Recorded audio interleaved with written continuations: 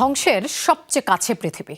মানব সভ্যতা বিনাশের নির্দেশকারী Doomsday clock এর কাঁটা মধ্যরাত থেকে মাত্র 85 সেকেন্ড দূরে। এই বিশেষ ঘড়ি চালু হওয়ার পর এবারই ঘড়ির কাঁটা মধ্যরাতের সবচেয়ে কাছাকাছি পৌঁছালো। বিজ্ঞানীদের দাবি, পারমাণবিক শক্তিধর দেশগুলোর আক্রমণাত্মক আচরণ, ইউক্রেন ও মধ্যপ্রাচ্যের সংঘাত এবং কৃত্রিম বুদ্ধিমত্তার লাগামহীন ব্যবহার বিশ্বব্যাপী বিপর্যয়ের ঝুঁকি বাড়িয়েছে। মূলত মানবসৃষ্ট দুর্যোগের বিষয়ে মানুষের মাঝে সচেতনতা তৈরির লক্ষ্যেই এই প্রতীকী ঘড়ি। ভোগান্তি ভুলে চলে আসুন রিগালে, ওয়ারেন্টি সহ স্টাইলিশ কালেকশন নিয়ে রেডি রিগাল ফার্নিচার। একের পর এক যুদ্ধ আর যুক্তরাষ্ট্র, রাশিয়া ও চীনের মতো পরাশক্তিদের বেপরোয়া আচরণে অস্থিতিশীল বিশ্ব। ধ্বংসের কতটা কাছে মানব সভ্যতা?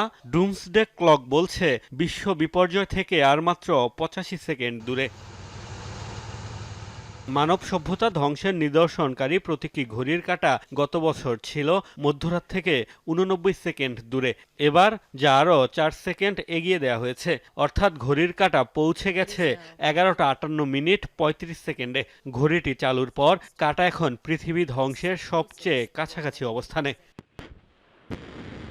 বিশেষজ্ঞদের দাবি, মধ্যপ্রাচ্য ও ইউক্রেনের যুদ্ধ সংঘাত, পরাশক্তিদের দায়িত্বজ্ঞানহীন আচরণ, জলবায়ু পরিবর্তন, কৃত্রিম বুদ্ধিমত্তার অনিয়ন্ত্রিত ব্যবহার আর মার্কিন প্রেসিডেন্ট ডোনাল্ড ট্রাম্পের কারণে পশ্চিম গোলার্ধে তৈরি অস্থিরতার জেরে বেড়েছে বিশ্ব বিপর্যয়ের ঝুঁকি।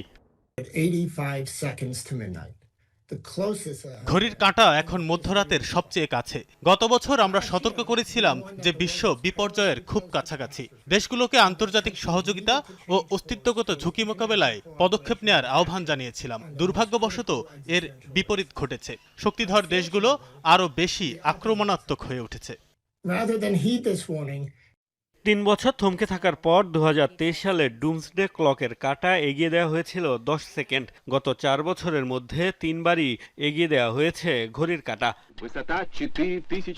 দ্বিতীয় বিশ্বযুদ্ধের পর 1947 সালে the bulletin of the atomic scientist তৈরি করেছিল ঘড়িটি। এই দলে ছিলেন বিজ্ঞানী আলবার্ট আইনস্টাইনও। যুদ্ধ ও পারমাণবিক শক্তির ভয়াবহতা সম্পর্কে বিশ্ববাসীকে সচেতন করাই ছিল উদ্দেশ্য। সে সময় ঘড়ির সময় ছিল 11টা 53 মিনিট, অর্থাৎ মধ্যরাত হতে বাকি ছিল 7 মিনিট। মোস্তফা মাহমুদ, যমুনা নিউজ।